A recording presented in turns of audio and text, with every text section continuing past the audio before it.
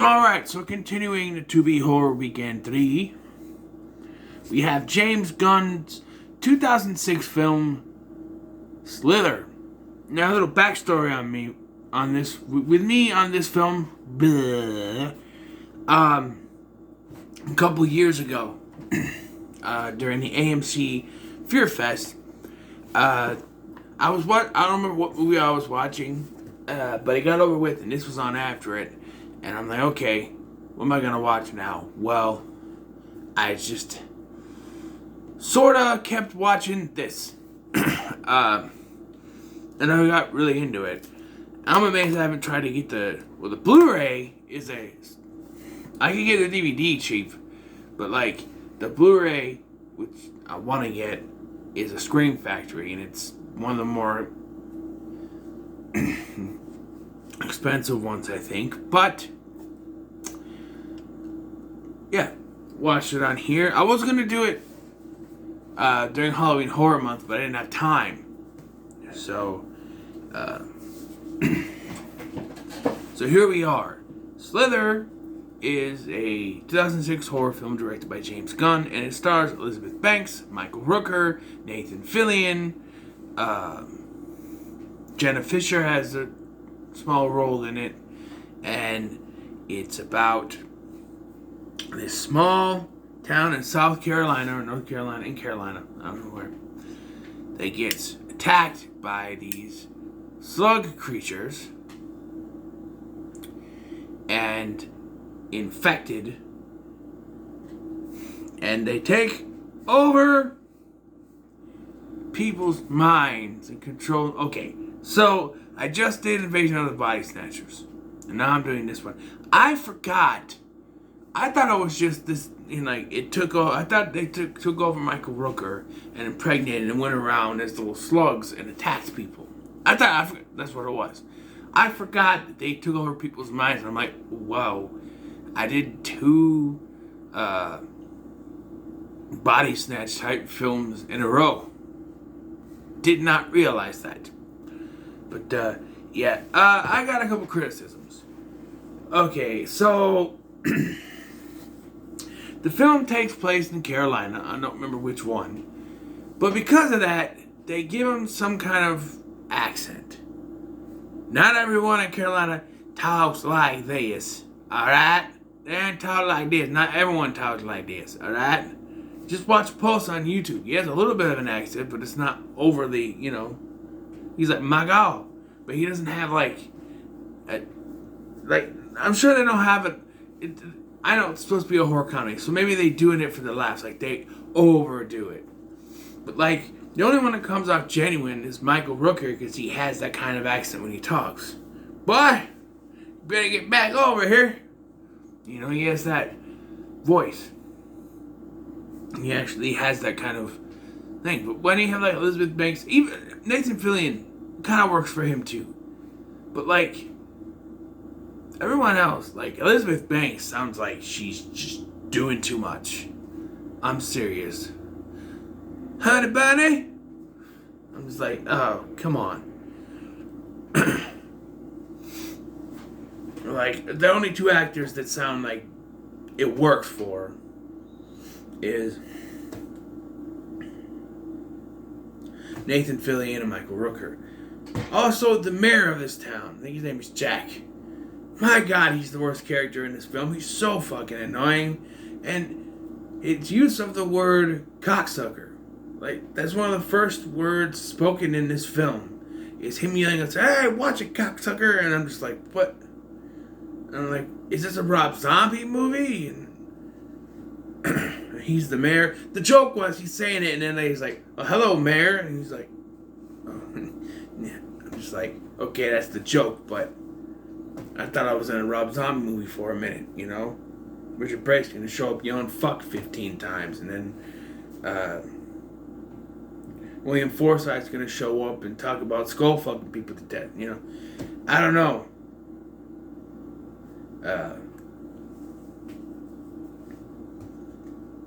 But this is better than a Rob Zombie movie. I've only seen the Halloween movies, but I know I have that Rob Zombie Firefly trilogy that eventually I'm gonna have to watch and review, but I don't know. I don't know. Okay? But yeah, so yeah, something lands on Earth, and one night, after trying to have sex with his wife, to the point where he's almost forcing himself, like he keeps trying to go for it, but she says no, and eventually he gives up, and he's I'm going for a walk. He goes to the bar, and then he meets up with this woman named Brenda, and she like hits on him. He's like, no, I'm married. I got Starla, you know. She should know they live in the same town. And she's married too, so I don't know what her... Because she has a crush on him. She had a crush on him when they grew up, even though she looks like 20 years younger than he is, but okay. Then he finds the thing that landed and it attaches itself to him. And he eventually abducts Brenda, puts her in the basement. Well, actually, his thing is in the basement, but he moves her to like a barn or something. Because she gets bigger and bigger. And that's when she bursts and all the little slug things come out. And okay, let's talk about the effects in this. For the most part, the effects in this are pretty good. When it's practical, it looks good. They only use a little bit of CGI here and there, but the slugs. There's a lot of CGI with the slugs, I think. Like, there's sometimes where it's practical, where, like, the one where the chick has it in her mouth is moving. Yeah, like, that's practical. And when she burns it, it's practical. But, like, there's a CG. And it's 2006. It's not terrible. But you can tell it's CGI. You know it's not really there. That's the uncanny valley for you there. But, yeah. The acting in this movie is, for the most part, pretty good. Again, putting out the accents here. They rip off. I'm not saying homage. I'm saying it's James Gunn. He ripped it off. He ripped off Nightmare on Elm Street when he had the slug, like, swimming up. Now, here's my... It's not a problem, per se, but it's a question. Slug. Try to go for the mouth. Right? Even Jason Voorhees knew there's multiple holes in a woman. So instead of going straight for the mouth where she would see you, why not dip under the water and go in the other way? You know what I'm saying? I mean, she's in the bathtub.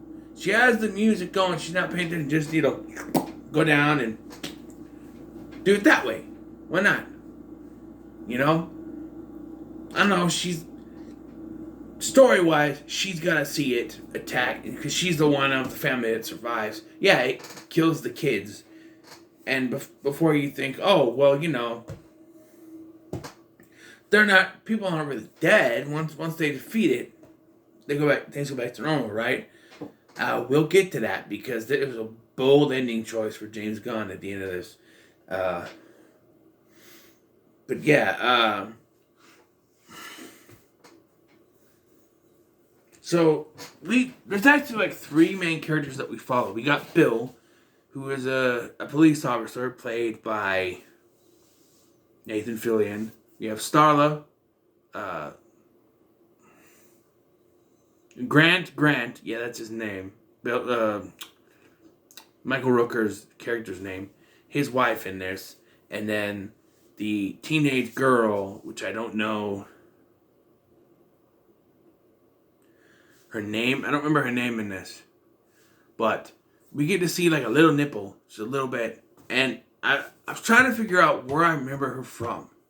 Where did I remember her from? She was in the Scarecrow episode of Supernatural back in season 1, which would have been around this time. Ish. Like 2005, 2006 when they were filming, you know.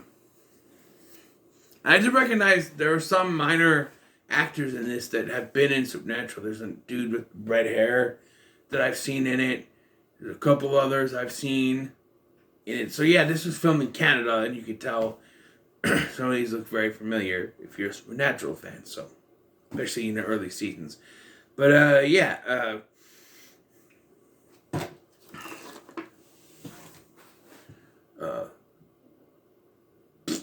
uh, so yeah, eventually the cops, they get onto what's going on here, and it's him, it's Bill, it's a couple deputies, and Starla is there, and Starla runs off, because we find out that Grant has become like a hive mind, and he controls all the people that the slugs have entered, and uh,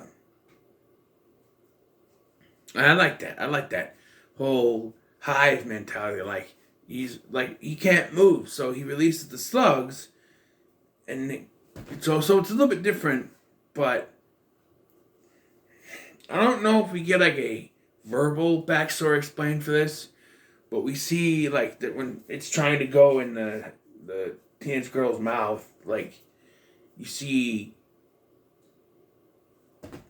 like visions of something, and even the one of the little sisters wasn't supernatural. Now that I think about it, she was in like the in season 2. She plays like the ghost of a sister or something. I don't know. But yeah, and the ending. So eventually they're able to destroy the hive mind, blow it up, and all of the little creatures die. So do the host bodies. Like you see everyone fall. They don't survive. There's no, oh my god, we're back to normal. No, they die. And then you see the last 3 remaining. You got Bill and Starla and one other deputy. They're the only survivors. And like they're walking out. As they're walking out, the credits just start. And it's like there's no wraparound. There's no, hey, we're gonna jump to a couple months later and see everything is back to normal. No. Everyone's dead, and they're like only 3 survivors, really. Oh, it's a teenage girl, not a deputy. It's a teenage girl, Starla, and him, the 3 main characters. That's right. I don't know why I thought it was a deputy, but it's a teenage girl. I do want to question, though. So there's the scene where the teenage girl, after she gets out of the bathtub and she runs out, she sees her whole family's taken over, so she runs to the truck, right? And we get this very, very good, very well done shot where she's in there and you just see, like, that the light on her starts to just slowly disappear. Like, all those slugs are just jumping on top of the truck, right? And it's like, oh my god, she's fucked. She's screwed. The very next scene after they show us what's going on with Bill and Starla, it cuts back to her, and she's just in the truck. There's no slugs on top of the truck, and she's still just in there. What the fuck happened? You had that beautiful shot. I know she's one of the main characters, but it's like, oh my god, she's screwed. What's going on? And I thought, because I didn't remember this, I thought that it was going to turn out she was under the control and she was going to turn on her. But no, nothing goes back to that shot. Like, what was that about other than having a cool shot? What was the point? Like, what happened to all those slugs? What? I don't understand at all. And another thing, like, the family seems like they're still the family, but they're possessed by the slugs. That the slugs have taken over and they're individual entities. But then later we find out that Grant Hive Mind has all of them taken over. So why are they... I don't know. Was it just him? Because, you know, in Invasion of the Body Snatchers, they have all the memories. So was he using the memories to trick her? Or... I don't know. It's confusing. That I mentioned the mayor was annoying. He keeps yelling out cocksucker. There's a whole scene where they're driving and he starts bitching by the fact that they don't have any Mr. Pibb. I'm like, dude, you're in the middle of a hostile alien takeover and you're bitching about Mr. Pibb. I'd have thrown him out and let him get eaten by the creatures. There's also a pretty good scene where you watch where you see they sneak to the house and we see that the people who are controlled are being sucked into the hive mind and making it bigger and bigger.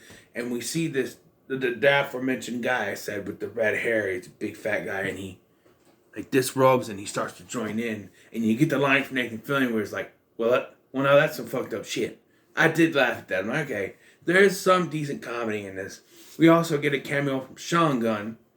Know him as Kraglin from Guardians of the Galaxy. He's James Gunn's brother. He's in this. You can see him during the scene where you have the hive mind, Grant, and you see all those people attached to him. He's in there. So, and I do like that they use that song, their song, as